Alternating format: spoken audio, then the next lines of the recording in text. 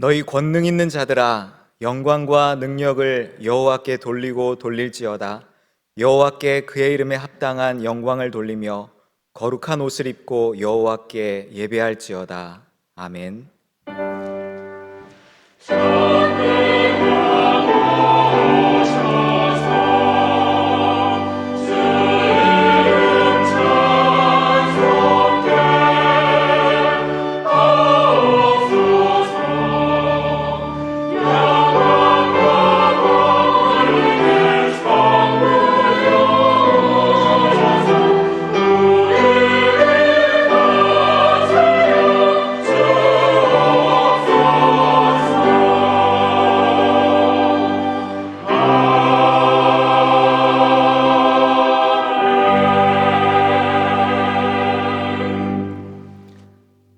따뜻한 사랑으로 돌보아 주시는 하늘에 계신 우리 아버지, 예배의 자리로 불러주시니 감사드립니다.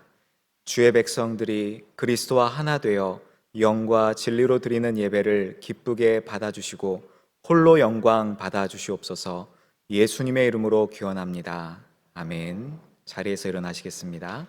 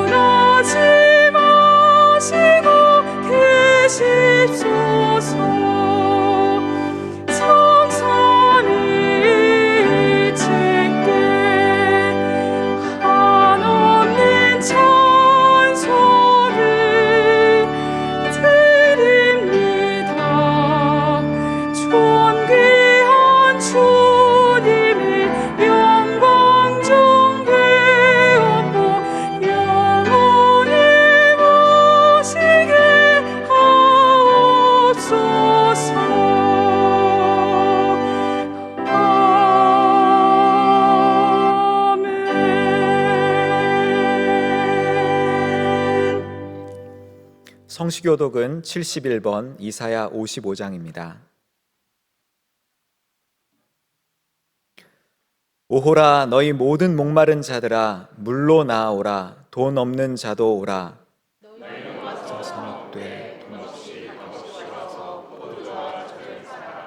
너희가 어찌하여 양식이 아닌 것을 위하여 은을 달아주며 내게 듣고 들을지어다. 그리하면 너희가 좋은 것을 먹을 것이며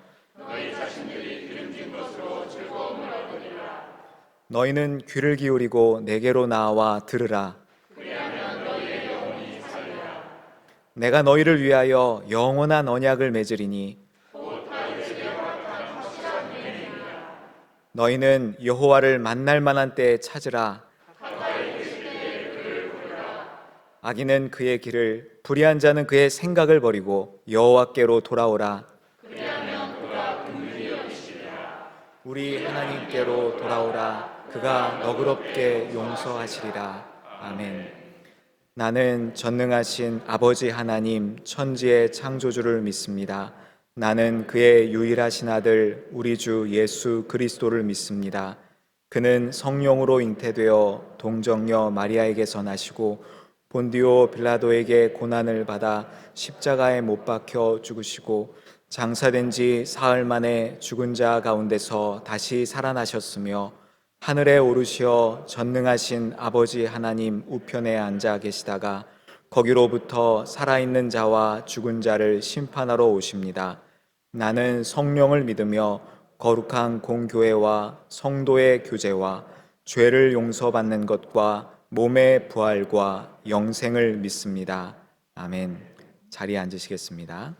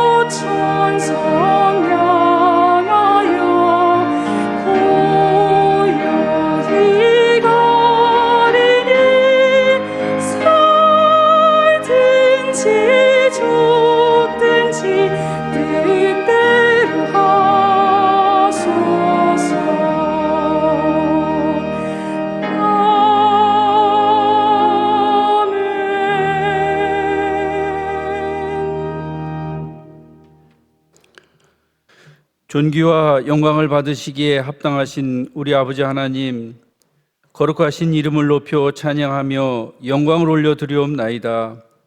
오늘 이 시간 마음과 뜻과 정성을 다하여 아버지 앞에 감사의 예배를 올려드리오니 받으시고 영광을 거두어 주시옵소서. 아버지 하나님, 우리의 일상과 모든 삶의 영역이 아버지로부터 시작되었고 종국에는 아버지께로 돌아감을 우리가 잘 알지만 주어진 것에 대한 감사는 늘 인색했고 모자람의 탐욕만이 일상이 된 저희의 부족함을 알게 하사 회개하여 용서함 받아 평안을 누릴 수 있도록 인도하여 주시옵기를 간절히 기원하옵나이다. 아버지 하나님, 지난 한 해를 돌아보면 원치 않는 코로나 사태로 인하여 너무나도 힘들고 어려운 시련의 시간을 견디며 지나왔습니다. 성도가 함께 모여 예배하고 교제하며 은혜를 나누는 시간조차도 통제받고 제한된 환경으로 힘들었기에 하나님의 자녀된 우리는 더욱 주님을 의지하여 기도하고 매달려야 했지만 우리의 믿음이 약하여 오히려 나태해지고 나름의 이유를 들어 합리화하며 아버지와의 교제를 멀리하는 안타까운 현실 앞에 우리의 잘못을 통회하며 용서를 구하오니 불쌍히 여겨 벌하지 마옵시고 은혜를 베푸사 용서와 사랑으로 감싸 주시옵기를 간절히 기도합나이다. 아버지 하나님, 올 한 해는 특별히 저희 교회에 새로운 담임 목사님을 보내주셔서 새로운 역사를 이루어가는 원년입니다. 성도와 함께 오직 하나님께만 영광을 올려드릴 수 있는 귀한 영적 능력을 허락해 주심으로 사람의 말에 자로나 우로나 치이치지 아니하며 오직 아버지 하나님의 말씀의 중심을 따라 말씀이 선포되게 하시고 주의 뜻을 따라 행함으로 교회의 영적 지도자의 사명을 온전히 감당하여 하늘아버지의 칭찬하심과 성도들로부터 신뢰와 존경을 받으시는 귀한 목회자로 굳게 세워주시옵기를 간절히 소망하옵나이다. 아버지 하나님, 성도된 저희들은 하나님께서 기름 부어 세우신 목사님을 전적 신뢰하고 순종하여 우리 등촌교회가 하나님 중심, 교회 중심, 말씀 중심의 든든한 교회로 세움받아 구원의 방주와 축복의 통로가 될 수 있도록 모든 성도들이 헌신 봉사하는 교회 되게 하여 주시옵소서. 그래야 세상 가운데 고통받고 방황하는 불쌍한 영혼들이 피난처가 되게 하시고 마음의 평안을 누리는 참된 복음의 전당으로 인도하여 주시옵기를 간절히 기원하옵나이다. 아버지 하나님, 오늘도 저희들 아버지의 말씀을 사모하여 성전에 모였사오니 목사님 말씀 증거하실 때에 주님을 인격적으로 만나는 귀한 시간 되게 하시고 여로 인하여 즐거워하며 나의 구원의 하나님을 기억하는 은혜와 사랑이 충만한 축복의 시간이 되도록 성령님이 역사하여 주시옵소서. 또한 우리가 하나님의 능력과 성품을 드러내어 영광을 받으시게 하며 하나님이 하나님 되심을 온전히 나타내어 구원과 치유와 회복의 역사가 끊임없이 일어나는 축복이 충만한 시간 되어지기를 간절히 기원하옵나이다. 아버지 하나님, 특별히 원하옵기는 이 시간 여러 가지 삶의 문제들로 고통 중에 있는 주의 자녀들이 모든 문제의 해결자가 되시는 아버지의 은총을 사모하며 간절히 기도하오니 이들의 아픔을 돌아보시고 속히 응답하사 해결해 주심으로 감사와 찬양으로 영광 돌리게 하여 주시옵소서. 예배를 위하여 할렐루야 찬양대가 정성으로 준비하여 드리는 찬양을 흠양하여 주시고 영광을 받아 주시오며 대원들에게도 축복하여 주시옵소서. 그 외에도 예배 수종드는 보이지 않는 많은 손길들 있사오니 축복하시옵소서. 감사를 드리오며 이 예배가 마칠 때까지 주님께서 이 자리에 함께 하시길 원하오며 우리를 죄에서 구원하신 예수님의 귀하신 이름으로 기도드리옵나이다. 아멘.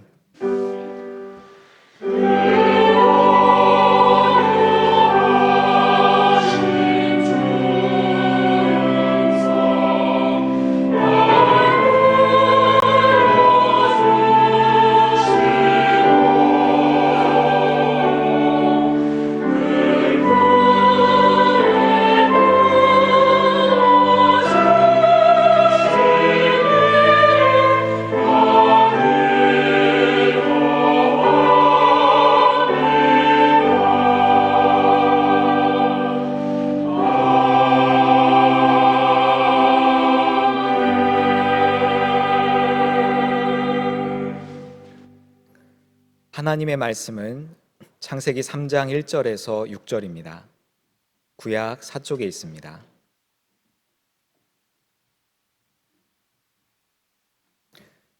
제가 봉독하겠습니다.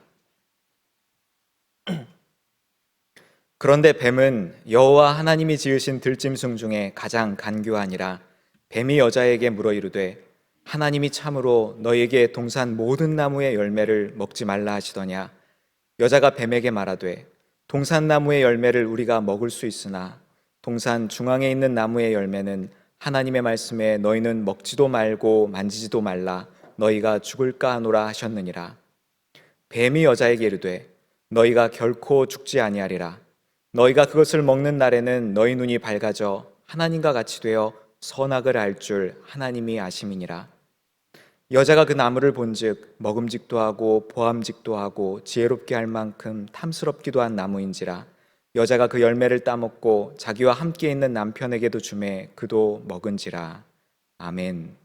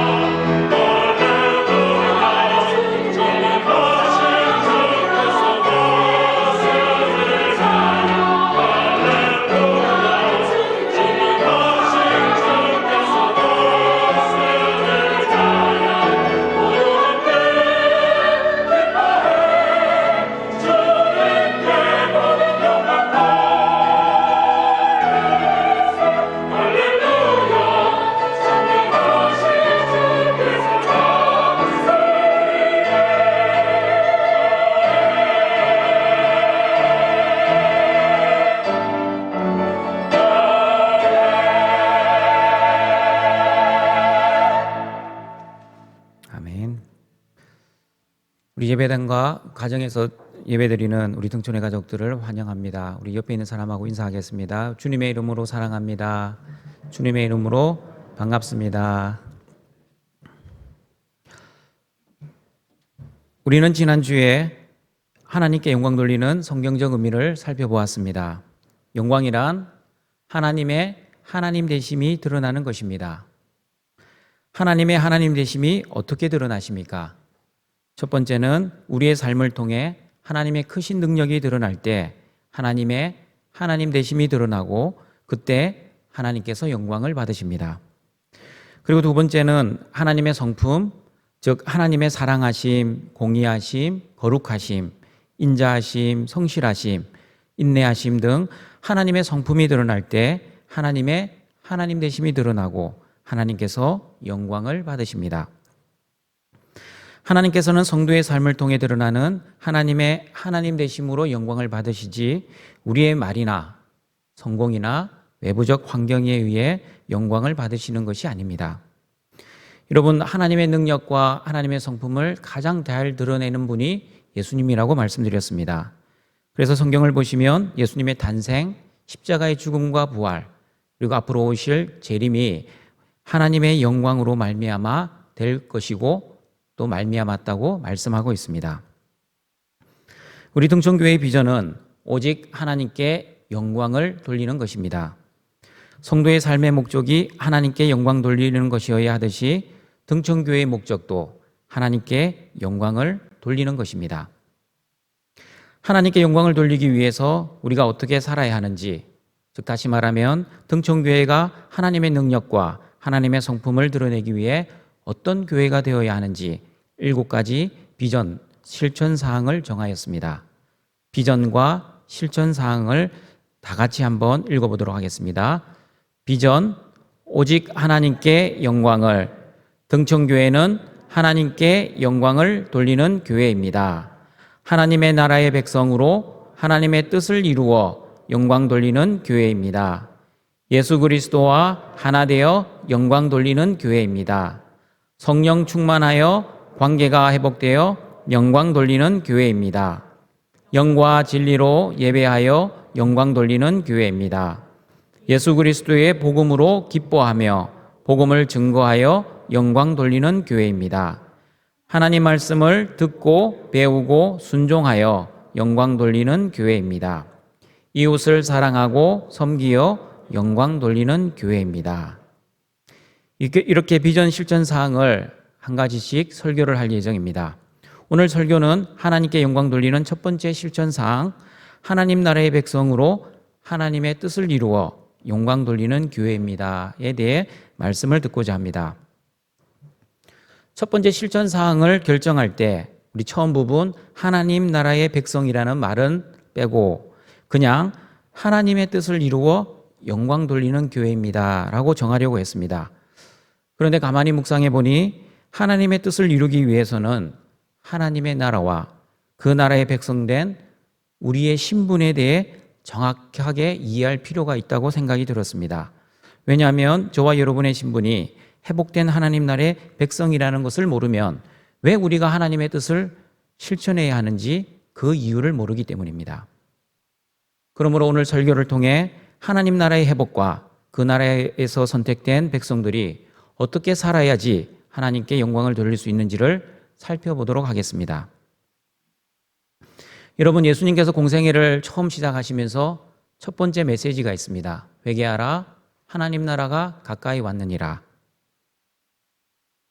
예수님께서는 하나님 나라를 회복을 위해 이 땅에 오셔서 십자가에 죽으시고 부활하셨습니다. 하나님 나라를 이해할 때 우리가 가장 중요하게 생각해야 될 개념이 있습니다.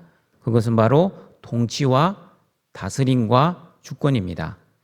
누가 통치하느냐에 따라 그 나라의 형태는 달라집니다. 독재자가 다스리는 나라를 우리는 독재국가라고 합니다. 국민들이 다스리는 나라는 민주주의 국가라고 합니다. 그러면 하나님의 나라는 누가 통치하는 나라입니까? 당연히 하나님이십니다. 그런데 그 하나님 나라의 주권이 빼앗기는 엄청난 사건이 벌어지고 말았습니다.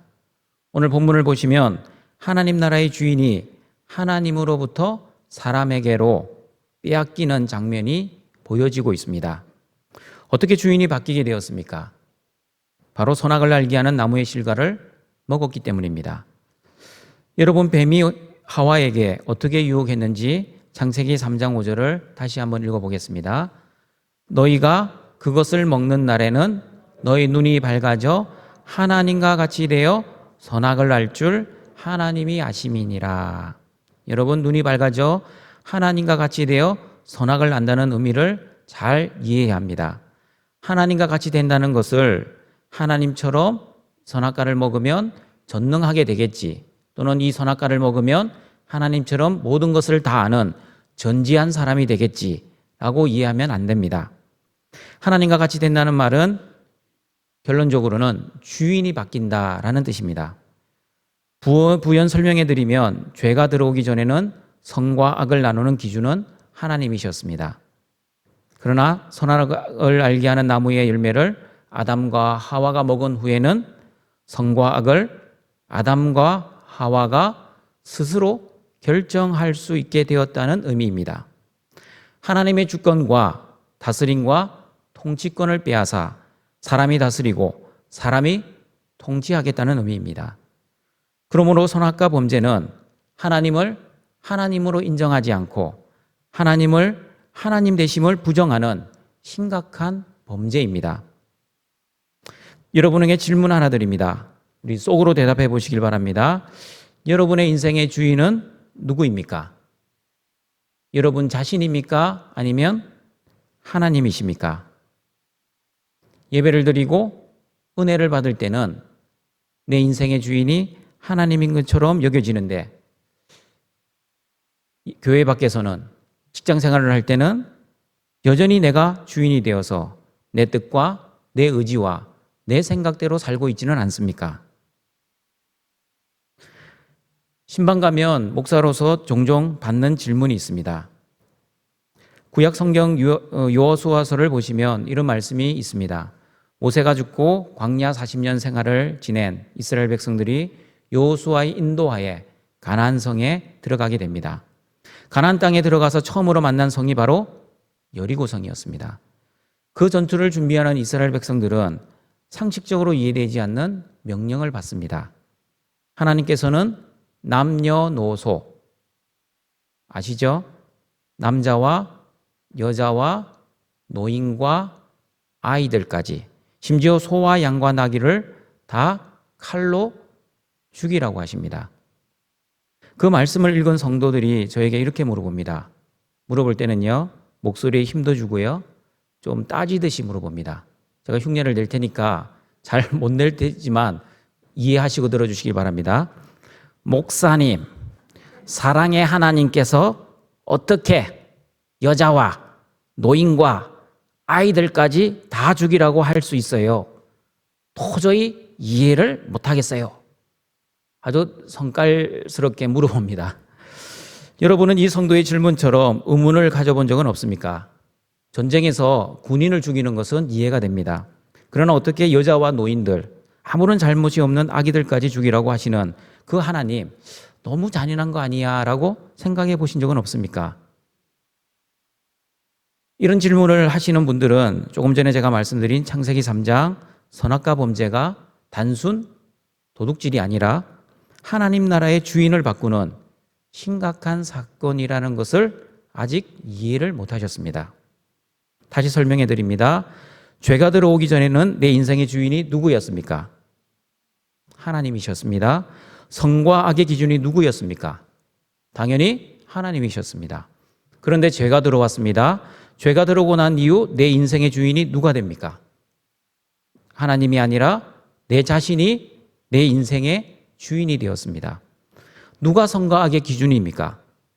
하나님이 아니라 내가 선과 악의 기준이 되었습니다. 여러분, 선이란 무엇입니까? 하나님 나라의 주인인 하나님께서 하라는 것을 하는 것이 선입니다. 그러면 악은 무엇입니까? 하나님이 하지 말라고 하는 것을 하는 것이 악입니다. 우리가 도덕적이고 윤리적인 개념으로 선과 악을 구별하지 마시고 성경에 나와 있는 선과 악의 개념을 이해하셔야 합니다. 왜냐하면 하나님이 주인이시고 선과 악의 기준도 하나님이시기 때문입니다. 그러나 내가 주인이 되면 어떻습니까? 자기가 옳다고 생각하면 선이 되고 자기가 악하다고 생각하면 악이 됩니다. 다시 여리고성으로 갑니다. 여리고성 전투를 앞두고 하나님께서는 남자와 여자, 노인과 아이까지, 심지어 아기들까지 다 죽이라고 하셨습니다. 내가 주인 된 사람들은 여전히 자기 기준으로 어떻게 여자와 노인과 아이를 죽일 수 있어? 이건 악이야 라고 판단합니다. 왜냐하면 선과 악의 기준이 바로 자기 자신이기 때문입니다. 그러나 하나님이 내 인생의 주인인 사람은 내 이성과 내 생각과 내 뜻과는 다르고 도저히 납득이 되지 않는, 이해가 되지 않는 하나님의 그 명령, 노인과 여자와 아이를 죽이라고 하는 그 명령에 순종하는 사람입니다. 왜냐하면 선과 악의 기준이 내가 아니라 하나님이심을 인정하고 믿기 때문입니다. 이 말씀을 듣고도 아직도 사랑의 하나님께서 어떻게 노인과 여자와 아이들을 죽일 수 있어? 라고 생각하는 분들이 이 자리에 있을 겁니다. 저도 예전에 그랬습니다. 그런 분들에게 말씀드립니다. 아무 잘못이 없는 사람을 죽이는 것이 하나님의 뜻이라고 오해하지 마시길 바랍니다. 하나님께서 여리고성 사람을 죽이라고 하신 이유는 성경에 나와 있습니다. 가나안 족속에 대한 심판의 개념 또는 여호와 하나님께 온전히 바치는 히브리어로 헤렘의 의미가 있습니다. 그러나 오늘은 왜 그들을 죽이셔야만 했는지에 대한 원인, 이유에 대해서 말씀드리는 것이 아니라 그 말씀 속에서 하나님의 주인 되심과 그 주인 되신 하나님의 뜻에 대한 순종에 대해 집중하려고 합니다. 여러분, 순종이 왜 힘든지 아십니까? 내가 원하는 것을 하나님이 명령하시면 누구나 기쁨으로 순종합니다. 그러나 내가 원하지 않는 것을 하나님이 하라고 하실 때 그때는 순종하기가 힘들어집니다. 왜냐하면 내 의지와 내 생각과 내 뜻하고 다르기 때문입니다. 비록 내 생각으로 이해가 되지 않고 납득이 되지 않는다 할지라도 선과 악의 기준이신 하나님께서 하라고 하시면 선이 되고 하나님께서 하지 말라고 하시면 악이 되는 것입니다. 여러분은 하나님 말씀 순종 어렵다고 생각하십니까? 아니면 쉽다고 생각하십니까? 답은 요한일서 5장 3절에 나와 있습니다. 우리 답을 같이 한번 읽어보겠습니다. 하나님을 사랑하는 것은 이것이니 우리가 그의 계명들을 지키는 것이라. 그의 계명들은 무거운 것이 아니로다. 하나님의 계명을 지키는 것이 결코 무거운 것이 아닙니다. 그런데 우리는 왜 말씀 순종이 어렵다라고 생각하십니까? 답이 나와 있습니다. 하나님을 사랑하지 않기 때문입니다. 그 말은 하나님을 주인으로 모시지 않고 여전히 내가 주인 되어 살아가고 있기 때문입니다. 내가 하고 싶고 또한 할 수 있고 순종하고 싶은 것만 골라서 순종하고자 하는 우리의 악한 본성이 있기 때문입니다. 여러분, 죄가 무엇입니까? 성경에서는 죄를 내가 하나님처럼 되는 것이 죄라고 합니다. 내가 선과 악의 기준이 되는 것입니다. 하나님의 뜻이 아니라 내 뜻대로 사는 것이 죄입니다. 내가 주인이 되어 내 마음대로 살고 싶은 것, 그게 바로 죄입니다. 다시 하나님 나라로 돌아옵니다. 예수님이 십자가에서 모든 사람의 죄를 해결해 주심으로 하나님 나라를 회복시키셨습니다.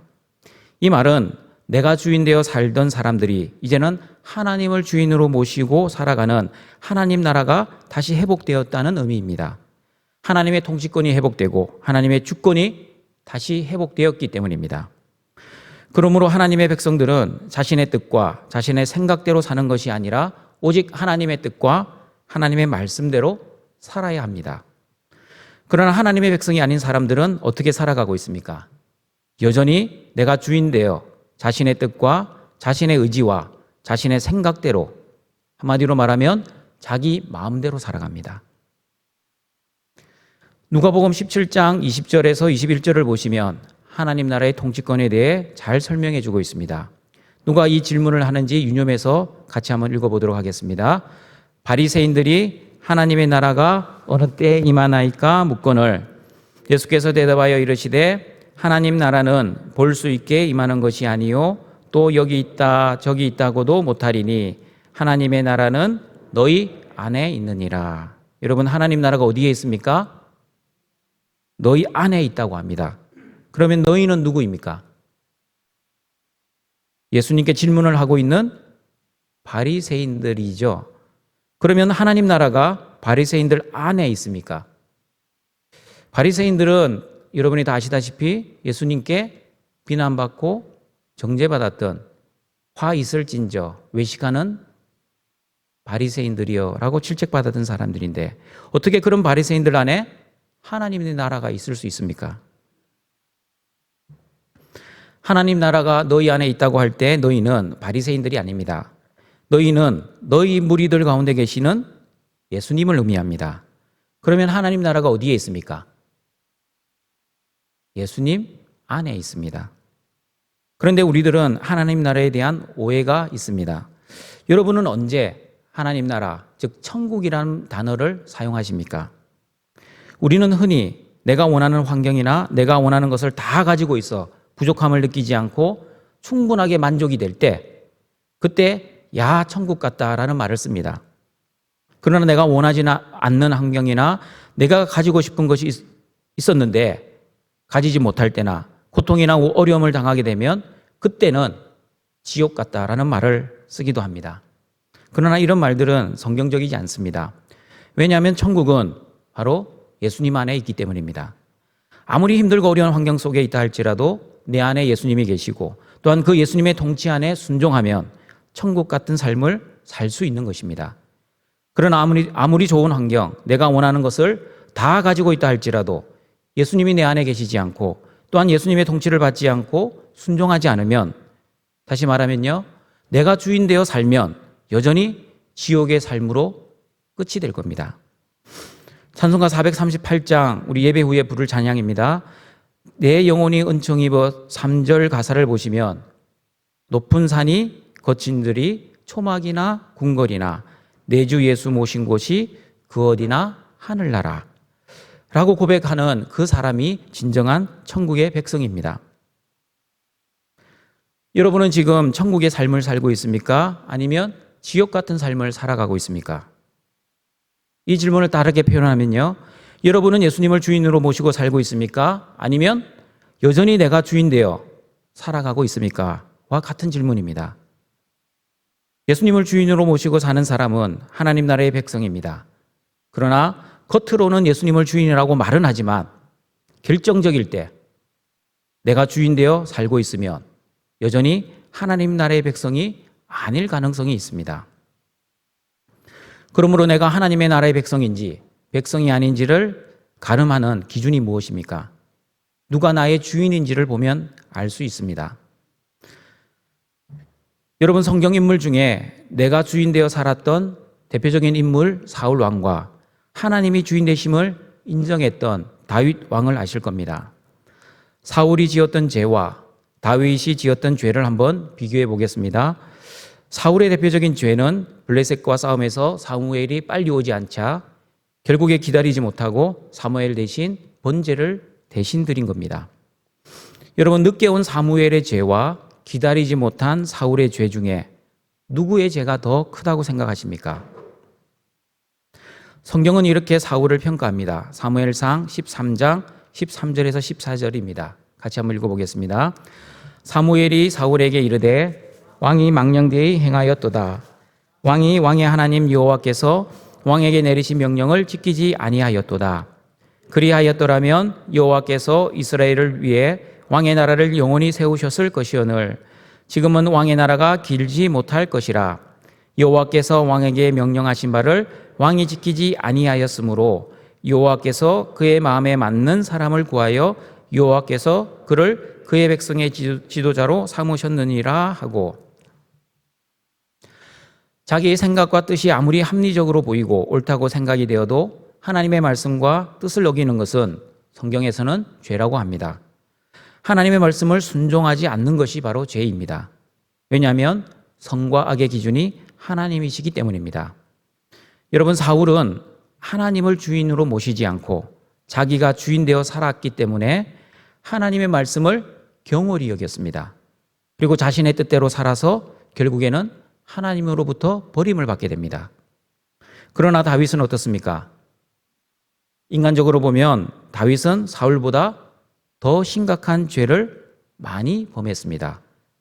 우리아의 아내를 범한 간음죄, 그리고 그 남편 우리아를 죽인 살인죄, 이 죄들은 사울의 죄보다 더 심각한 죄 아닙니까? 그런데 다윗은 하나님의 마음에 맞는 사람이라고 인정을 받습니다. 왜 하나님께서는 다윗을 하나님의 마음에 합한 사람이라고 하셨습니까? 다윗이 죄를 안 지어서가 아닙니다. 죄를 지었지만 하나님 앞에 회개하고 돌아왔기 때문입니다. 나단 선지자의 지적 앞에서 통회하며 회개했기 때문입니다. 여러분, 회개한다는 것은 지난 과거의 죄된 삶을 돌이키고 다시 하나님 앞으로 나아온다는 뜻 아닙니까? 내가 주인 되어 살았지만 이제는 하나님이 주인 되시는 삶을 살겠다는 그 다짐이 바로 회개인 것입니다. 다윗은 심각한 죄를 지었지만 그럼에도 불구하고 자신의 죄를 깨닫고 다시 자비하신 하나님, 용서하시는 하나님 앞으로 나아왔던 사람이었습니다. 등촌가족 여러분, 다윗의 믿음을 가장 잘 보여주는 사건이 다윗의 말년에 있었습니다. 다윗은 꿈이 있었습니다. 어떤 꿈이었습니까? 하나님의 성전을 짓고 싶은 원대한 꿈이 있었습니다. 그러나 하나님께서는 다윗에게 너는 성전을 건축하지 못하고 너희 아들이 너를 대신해 성전을 건축하게 될 것이라고 말씀하셨습니다. 여러분, 다윗은 성전을 건축할 마음이 간절했습니다. 성경을 보시면 건축의 모든 준비, 재료 다 다윗이 준비했습니다. 솔로몬은 다윗이 준비한 그 재료를 그대로 사용했습니다. 그리고 다윗은 힘도 있었고 능력도 있었습니다. 소원이 있지만 능력이 없으면 지을 수 없습니다. 그러나 다윗은 소원도 있었고 능력도 있었습니다. 마음만 먹으면 성전을 건축할 수 있었습니다. 그러나 다윗은 하나님이 하지 말라고 하시는 것을 하지 않았습니다. 성전을 짓고 싶은 마음은 간절했지만 하나님이 하지 말라고 하시니 그 말씀에 순종했습니다. 이 순종의 모습을 보면 다윗이 왜 하나님의 마음에 맞는 사람인지를 알 수 있습니다. 자기 뜻대로 하고 싶어도 하나님이 하지 말라고 하시면 자기 뜻을 내려놓고 하나님 말씀에 순종하는 그 사람이 바로 다윗이었습니다. 여러분은 어떻습니까? 다윗처럼 하나님을 하나님으로 인정하십니까? 그렇다면 내가 하고 싶어도 하나님이 하지 말라고 하시면 감사함으로 순종하시겠습니까? 또한 내가 하기 싫어도 하나님이 하라고 하시면 기쁨으로 순종하실 수 있습니까? 마지못해 하나님께 벌 받을까 봐 억지로 순종하지 마시고 내 인생의 주인 되시는 하나님의 말씀을 감사함으로 또 기쁨으로 순종하시는 우리 등촌의 가족들이 되시기를 바랍니다. 하나님께서 저와 여러분을 왜 하나님 나라의 백성으로 삼아주셨는지 그 이유에 대해 살펴보도록 하겠습니다. 목사로서 또 성도들에게 자주 받는 질문 중에 이런 질문이 있습니다. 목사님, 하나님께서는 저를 구원해 주시는데 왜 저희 남편과 자녀들은 구원해 주시지 않나요? 참 쉬운 질문 같지만 결코 쉽지 않은 질문입니다. 이 질문을 받으면 저는 목사로서 이렇게 대답합니다. 집사님, 저도 잘 모릅니다. 천국 가면 하나님께 한번 여쭈어는 보겠습니다. 라고 하면서 에베소서 2장 8절에서 9절 말씀을 읽어드립니다. 같이 한번 읽어보겠습니다. 너희는 그 은혜에 의하여 믿음으로 말미암아 구원을 받았으니 이것은 너희에게서 난 것이 아니요 하나님의 선물이라. 행위에서 난 것이 아니니 이는 누구든지 자랑하지 못하게 함이라. 여러분, 이 말씀에 의하면 저와 여러분은 어떻게 구원받았습니까? 어떤 성도들은 내가 예수님을 믿었기 때문에 구원을 받았다고 합니다. 내가 믿었기 때문에. 누구를 믿어요? 예수님을 믿었기 때문에. 맞는 말이지만 엄밀히 말하면 맞지 않는 말입니다. 오해하지 마시고 잘 들어보시길 바랍니다. 내가 믿어서 구원받았다고 나의 믿음의 행위를 너무 강조해버리면 구원의 주체가 누가 되어버립니까? 내가 됩니다. 내가 믿었기 때문에 구원을 받으면, 그러면 내가 안 믿어주면 구원을 못 받는 겁니까? 그건 아닙니다. 구원은 하나님의 선물이고 은혜로 받은 것입니다. 너희는 그 은혜에 의하여 믿음으로 말미암아 구원을 받았다고 분명히 말씀합니다. 그래서 저는 믿음은 능동태가 아니라 수동태입니다 라는 말을 종종 합니다. 내가 믿어 주었기 때문에 구원을 받은 것이 아니라 하나님의 은혜로 믿어졌기 때문입니다. 그래서 구원을 자랑하지 말라고 말씀합니다. 내가 남들보다 예쁘거나 잘났거나 똑똑하거나 선한 행동을 많이 해서 구원받은 것이 아닙니다. 아무런 자격 없는 나에게 아무런 대가 없이 베풀어 주신 하나님의 은혜로 말미암아 저와 여러분은 구원을 받았습니다. 그래서 저는 은혜로 구원받았다는 것을 집사님, 제가 왜 구원받았는지 저도 그 이유를 모릅니다 라고 종종 말하곤 합니다. 이렇게 저와 여러분이 하나님 나라의 백성이 된 것은 전적인 하나님의 은혜입니다. 아무런 이유, 아무런 근거, 아무런 공로도 없는데 일방적인 하나님의 은혜로 하나님의 자녀가 되었습니다. 이렇게 우리의 신분이 하나님의 은혜로 변화되었는데 그러면 우리는 어떻게 살아야 합니까? 예전에는 어둠의 자식이었고 죄의 종이었습니다. 한마디로 말하면 마음대로 살았습니다. 그러나 이제는 하나님 나라의 하나님 백성이 되었고 하나님의 자녀가 되었습니다. 새로운 피조물이 되었습니다. 그러므로 내가 주인이 아니기 때문에 나의 주인 대신 하나님의 뜻대로 살아야 합니다. 하나님의 뜻이 무엇인지 간단하게 정의하고 말씀의 결론을 내리고자 합니다. 여러분, 목사로서 또 자주 받는 질문이 있습니다. 목사님, 하나님의 뜻이 어디에 있는지 모르겠습니다. 하나님의 뜻이 어디에 있는지 구체적으로 알려주세요 라는 질문을 받습니다. 이런 질문을 받을 때마다 저는 이렇게 말씀드립니다. 성도님, 목사는 점쟁이가 아닙니다. 목사는 하나님의 말씀을 전하는 사람이지 점쟁이처럼 이거 해라, 저거 해라, 투자해라, 올해는 물가에 가지 마라 이런 말을 하는 사람이 아닙니다. 하나님의 뜻이 어디에 있는지 저에게 물어보지 마시고 하나님의 말씀을 보십시오. 물론 저에게 조언을 구할 수는 있습니다. 그러나 목사인 저도 사람인지라 100% 하나님의 뜻을 모를 때가 있습니다. 그럼에도 불구하고 정확하게 말씀드릴 수 있는 것이 있습니다. 그것은 바로 하나님의 뜻은 하나님의 말씀인 성경에 다 기록되어 있습니다. 하나님의 나라를 이 땅에 선포하신 하나님께서 그 하나님의 자녀들, 백성들이 어떻게 살아야 하는지 그 하나님의 뜻을 알려주지 않으면 어떻게 됩니까?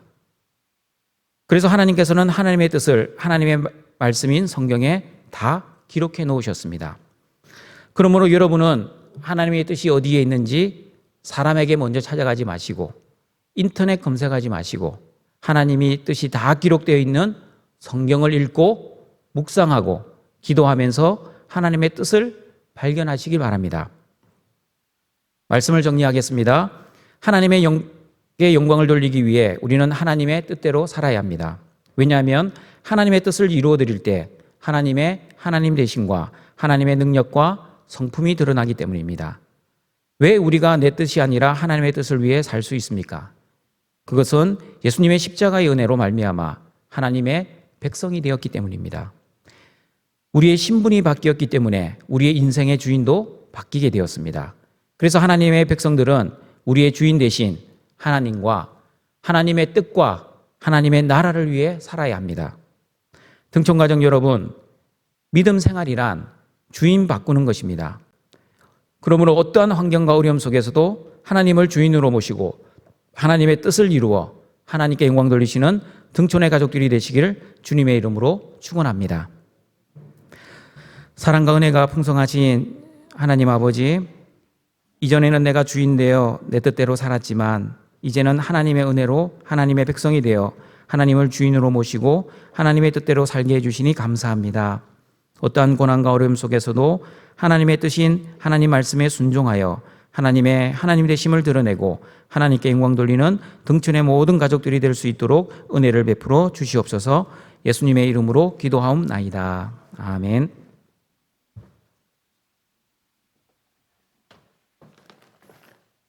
생명의 귀한 말씀 감사합니다. 찬송가 438장 찬송하시겠습니다.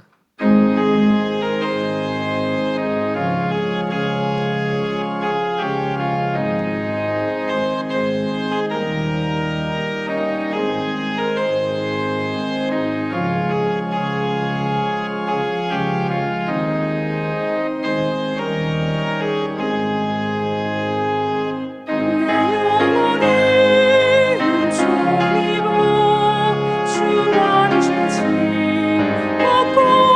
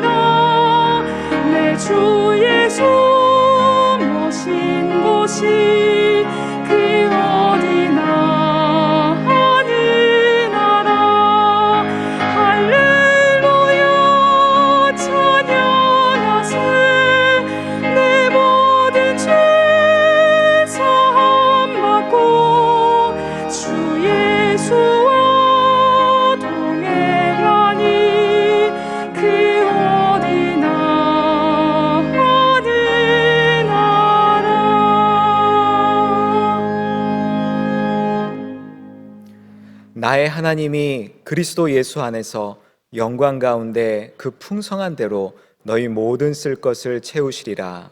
아멘. 준비하신 예물을 하나님께 드리시겠습니다.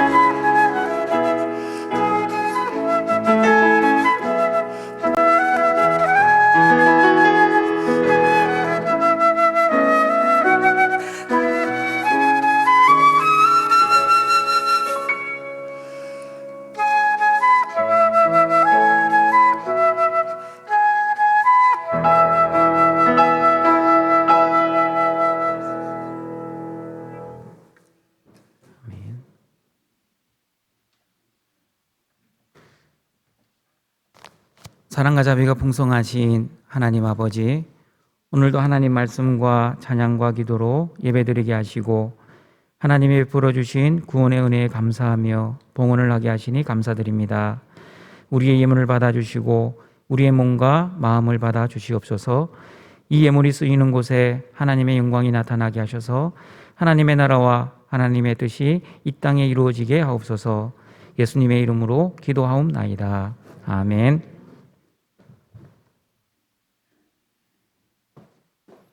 다 함께 일어나셔서 주기도문성으로 송영 드리시겠습니다.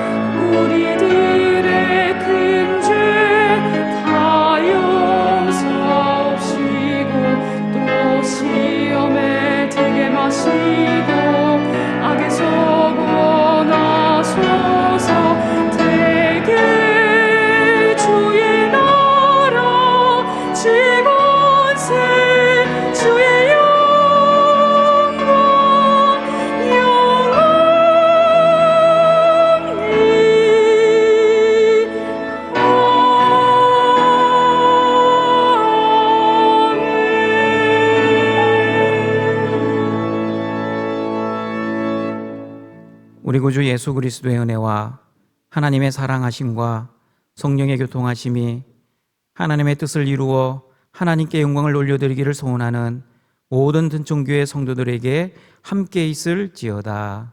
아멘.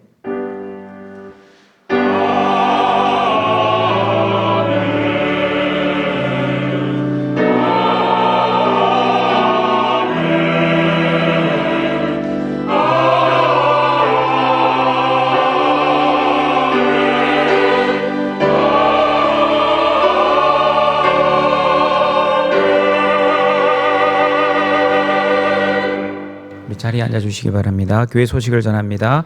오늘은 구제와 성경 헌금이 있는 주일입니다. 오늘 오후 4시 20분 본관 3층 디사이플홀에서 당회가 있습니다. 그리고 3부 예배 후에 학습 세례 입교 공부가 있습니다. 내일은 2월 여는 기도회가 있습니다. 성도들의 많은 참여를 바랍니다. 이번 주는 새 가족이 함께하는 금요 기도회로 모입니다. 2월 6일까지 수도권 교사 세미나가 온라인으로 계속 진행됩니다. 그리고 아래와 같이 우리 훈련생을 모집하고 있습니다. 우리 주보를 참조해 주시기 바랍니다.